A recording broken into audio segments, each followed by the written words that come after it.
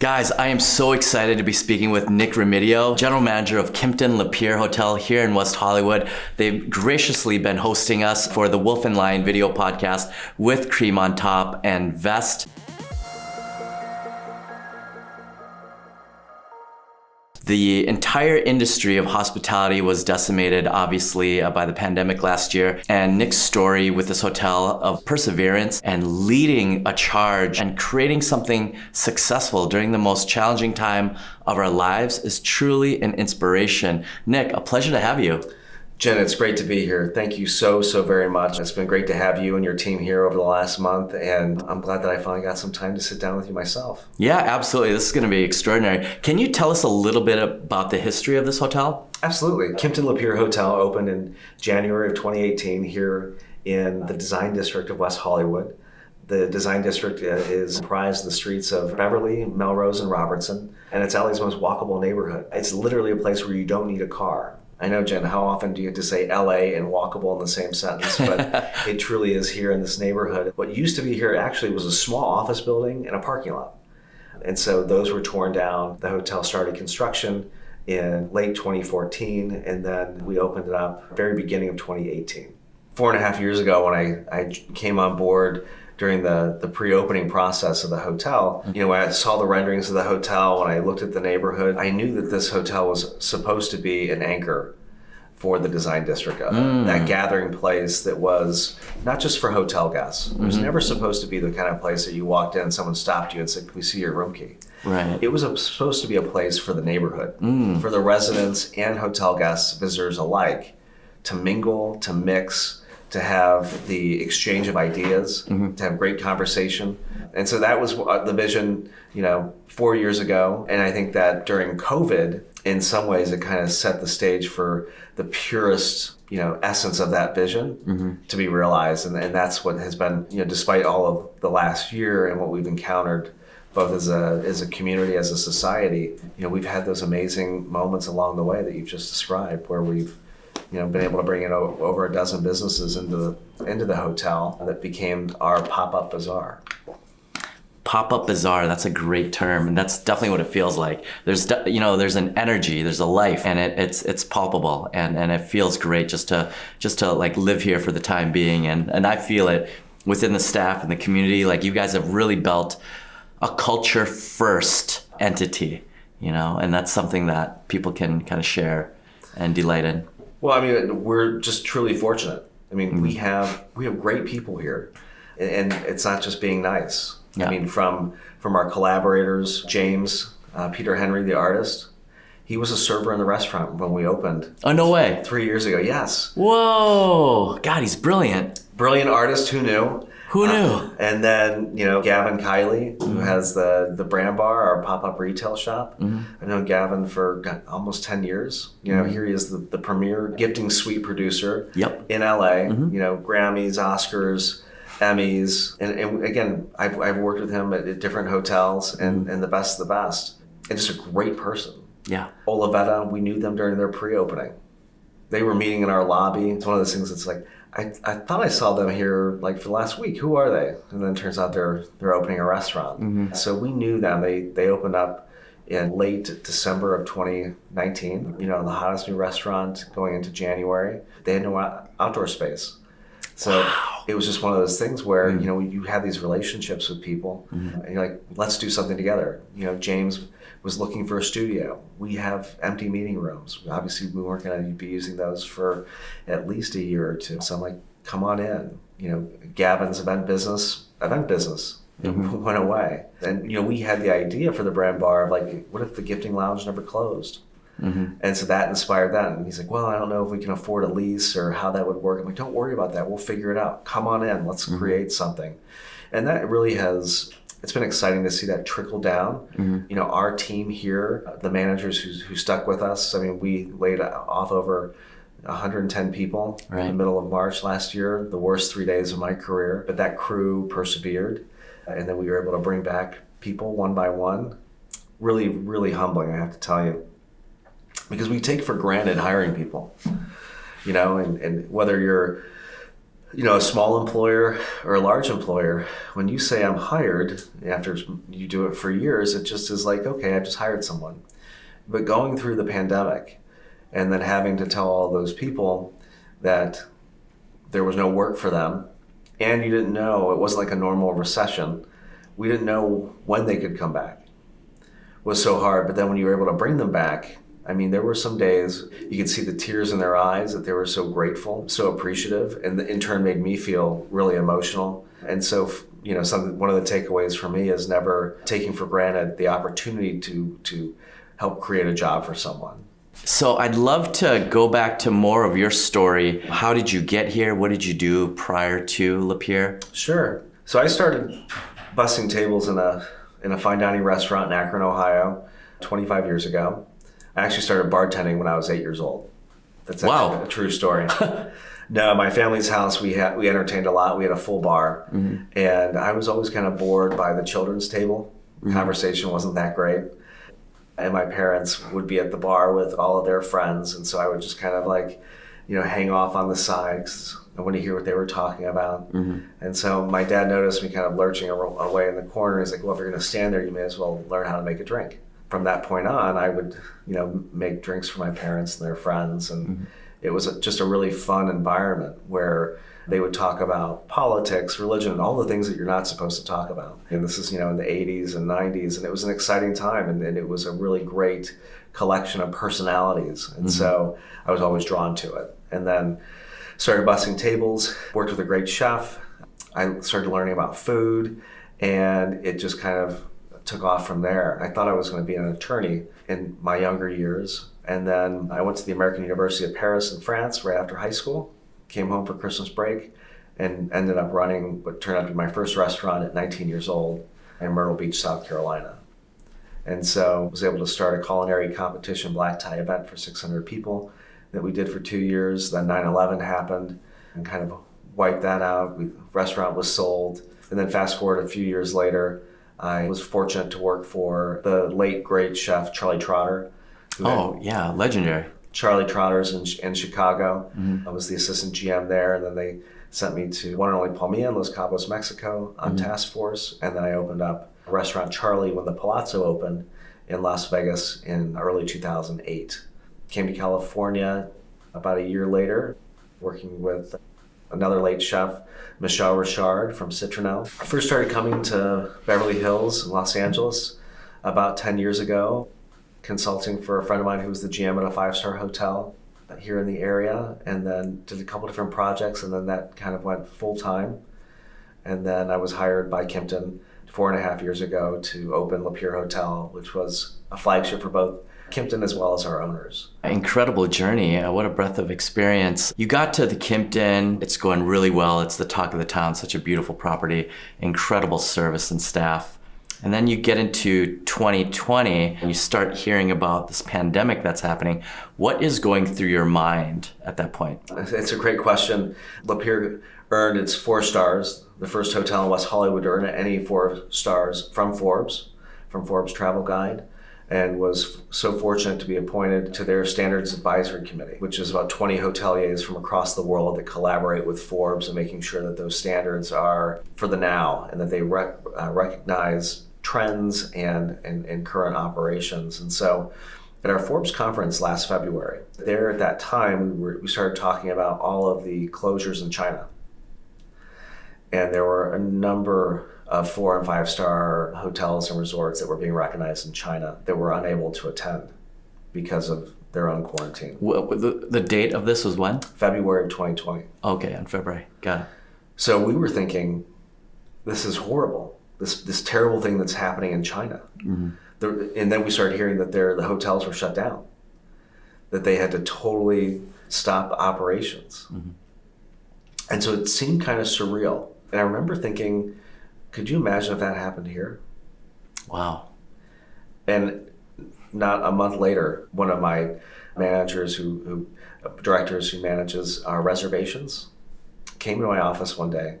I was sitting with our director of finance, and he shut the door and he said, it's all stopped, like he had seen a ghost. And I said, what do you mean it's stopped? He's like, we haven't taken any reservations in 48 hours, and all of our reservations for the rest of March and April are canceling. Wow. And so it was at that time where it was just like, what is happening here? And then our contingency plans for, are we going to lose 10%, 30%, 50%? You know, we were working on those plans at that time. All of a sudden it was like, no, we've lost like 97% of our business. Wow. And so the floor really fell out from underneath us, and then we had to make some pretty drastic decisions. And many hotels closed over that time. You know, I fought to stay open. One, because I always felt like the hotels that stayed open during the pandemic could not only serve the essential workers, the medical workers, and to be a place for people to find some safe lodging, but also that we would be able to recover more quickly than those hotels that had closed. And that's something that I still, you know, believe to be the case. And we've seen that over this year, that we've been able to not only pivot, but to recover, you know, more quickly, because we've always been there. What was your insight into the decision making of making kind of such a bold and audacious plan to stay open? That's very risky. You know, if we closed, we were going to have to carry a number of managers if we closed. So it's not something where it's like a restaurant per se, where you just lock the door and then everyone goes home. For a hotel, we have to keep the building alive. So maintenance systems have to be maintained. We have to keep the building secure. So knowing that we have to walk the building and make sure there's no break-ins. And so to, you know, even if it was closed, we have to maintain that 24 hours a day, 7 days a week. I knew what that staffing model was, to close and to maintain the building. It really became a matter of cash flow, quite frankly, where in conversations with our ownership, it was like, well, we can run this model and spend X amount of dollars per month on payroll to be closed. If I have a little more labor, we can be open. In worst case scenario, we're making $30,000 or $40,000 a month. Over 3 months, that's $100,000, $120,000 more than what we have if we be closed. It really just came down to those economics and looking at it from that perspective to come to that decision. But I knew that it was the right thing to do, and I'm so glad that we did that. So the hotel, you get a 97% drop in reservations and activity. You decide to stay open. You make a very bold prediction. What is your pathway from that point forward? What's going through your mind? You know what? The hotel felt like The Shining during the darkest days in March and in April. You know, literally a hotel that I helped bring to life and to turn on over its first, 2+ years, in a place that was designed to be vibrant. Designed to be that community gathering place in the best neighborhood in LA and here in West Hollywood. So it was scary. It was scary about walking through the lobby and there was no one there. I could have taken that tennis ball and just thrown it up against the wall all night long and no one would have cared. Wow. It was scary to think about how we were going to bring it back and what that was going to look like. But for me, the mental process, my favorite movie is Rocky. Eye of the Tiger, get knocked down, you get back up. And I just looked at taking that fear and to channel it into, we're going to beat this. And we're not going to be afraid. We're going to protect our people, we're going to protect our guests, and we're going to keep on pushing to find a way to bring the hotel back and to make sure that, to be bold, I wanted us to come out of COVID, of the pandemic, stronger than when we went in. And that's been my sole mission, alongside the safety and protection of our guests and our team members, is to make sure that this hotel is stronger when we come out of this really challenging chapter. That's incredible. The first few months after you suffer that huge, devastating blow in the lack of business, what is your plan of action to just keep it going, keep up the morale? How do you hold it together for yourself and your team, your family? So much uncertainty. Like what's going through your mind those first 3 months? Well, I moved into the hotel. Almost our entire team, with one or two exceptions, so there was just a handful of us, moved into the hotel. Because there were so few of us, it's a 24/7 business. And so we wanted to make sure that, I was there alongside them to support. covering front desk shifts, working housekeeping shifts if we have to strip rooms or whatnot, to remove You were linens. physically helping out with... Absolutely. Wow. Absolutely. So that was, one piece. And so I literally living and breathing the hotel every day. And then from there, kind of the thought process was taking care of the team. Mm-hmm. So normally, there's human resources, you have a budget line to buy breakfast or lunch or dinner for your team. Mm-hmm. We didn't have that. So I just made sure that I bought as much food. I was buying breakfast, I was buying lunch, I was buying dinner, just to keep the morale up. I needed everyone to feel that despite all the challenges that they were cared for. And this isn't meant to be a pat on my back. It was really representative of the company that I work for, Kimpton, in which we love to take care of our people. It's one of the things that we take pride in. And it also represents, the commitment that I know our owners feel. And so I knew in that time of hardship that even if they couldn't do it, I knew that they would want that to be the same way that I would. And so making sure that the morale is as strong as could be. And then honestly, it's just, I think keeping your mind open. When you're in a place all the time, you can absorb different possibilities. You start mm-hmm. looking at spaces and go, well, maybe I could do this, or maybe I could do that. And then you put those ideas away because you're like, well, we don't actually have money to do anything. So then when the neighbors started to come around, when James mentioned he was looking to create, he needed studio space for his art. He's like, well, look, I can paint there, I can office there, and I can gallery there. I'm like, well, that sounds like a great space, actually. Mm-hmm. So then the drawing room, our meeting room, became his home. A space that was vanilla blank all of a sudden becomes a living place where art is happening every single day. And for the few guests that we had at that time, which then became more and more, they could wander in off of our courtyard bar. Mm-hmm. We had some families come in, and James did a spontaneous art class for their kids. Wow, that's amazing. Like, you can't make this stuff up. And that was one possibility that became a reality.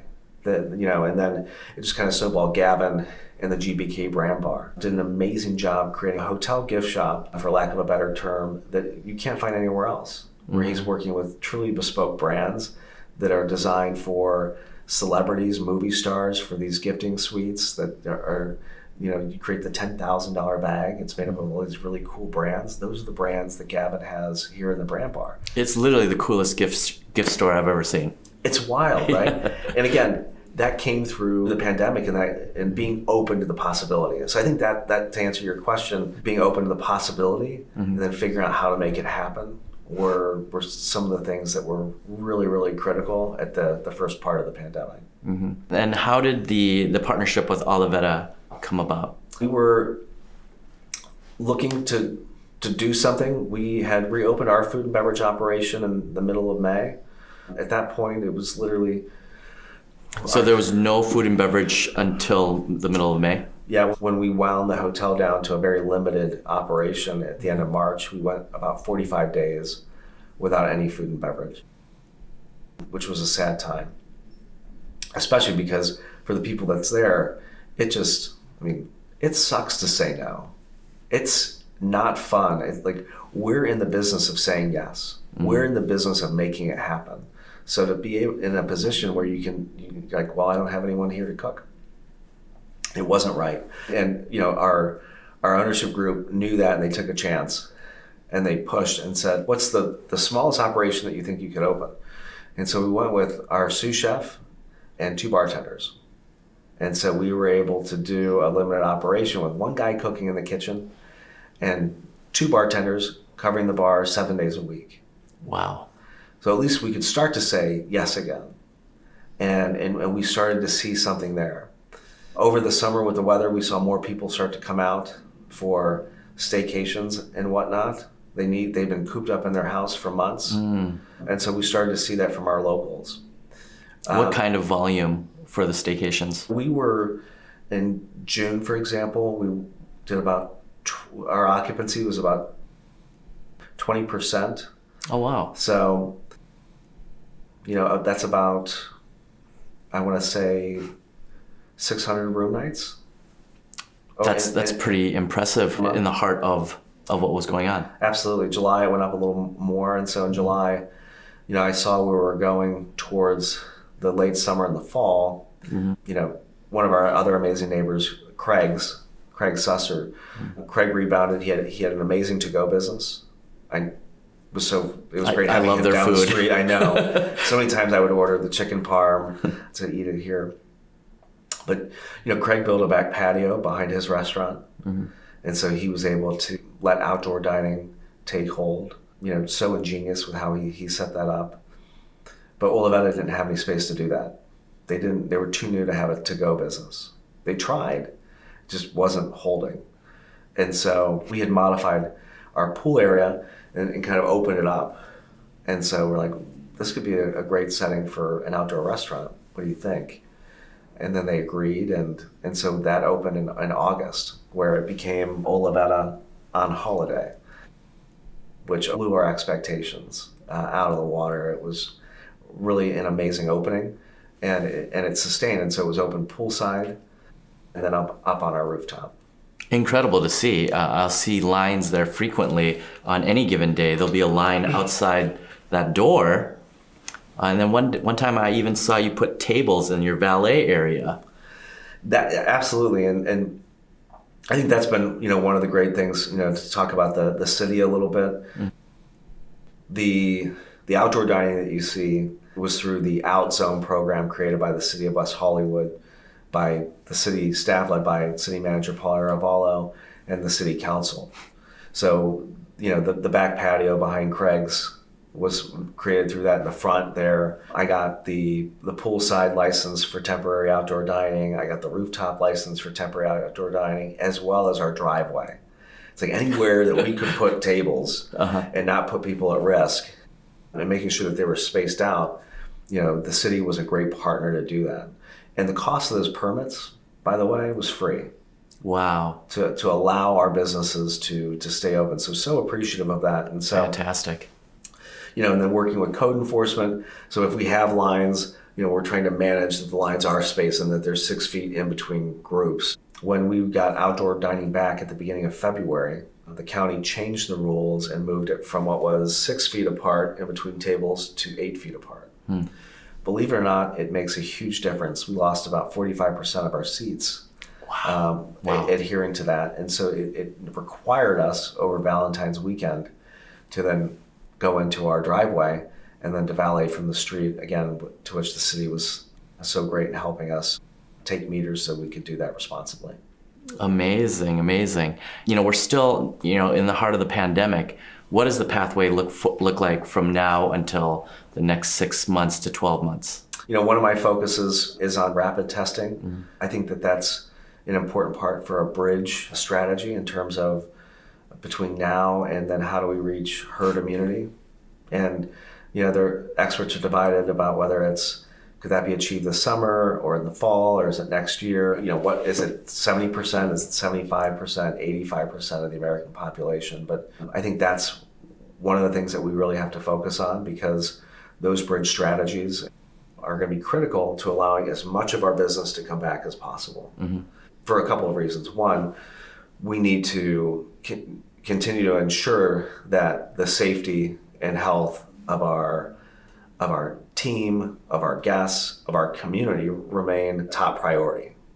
And at the same time, because a poor economy is a public health disaster of its own, where if we don't make sure the economy is strong, it creates unemployment, which then leads to psychological issues, abuse, drinking, drugs, homelessness, all things that really create a very dangerous situation when you talk about the spread of disease and whatnot. So for me, I've always looked at it like our public safety and our economy are at the same level. So the bridge strategies like rapid testing, for example, certification programs are important, so that way we can protect our guests, protect our team, protect our community, at the same time while giving them confidence that they can come and dine, that they can come and stay here, that Los Angeles, that West Hollywood is still a great place to visit.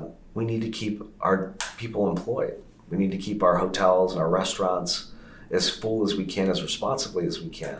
And it's not just about hospitality. I'm obviously hospitality based. I'm so fortunate to serve as the chair of our West Hollywood Chamber of Commerce, as well as chair of our West Hollywood Design District.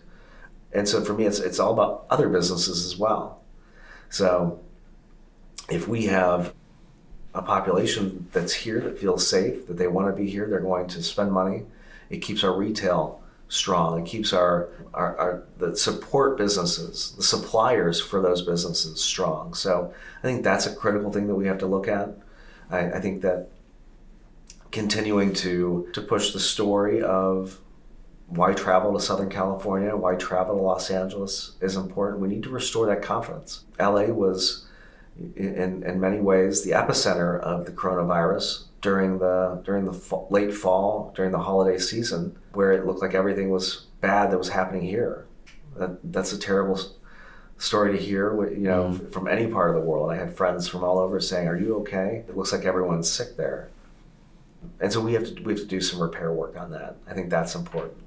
Your family must have been concerned that you were in a public place constantly, and I remember in the beginning of the pandemic, we were wiping down our groceries and wiping down pizza boxes, Amazon boxes we were wiping down. How did your family deal with the potential exposure of you and your own health? My family's so supportive, and for my parents, when they, dropped me off in Paris to go to the American University of Paris at 18, I'll never forget, Mom was crying in the taxi cab saying goodbye. But they believed in me and raised me to make good choices and safe choices.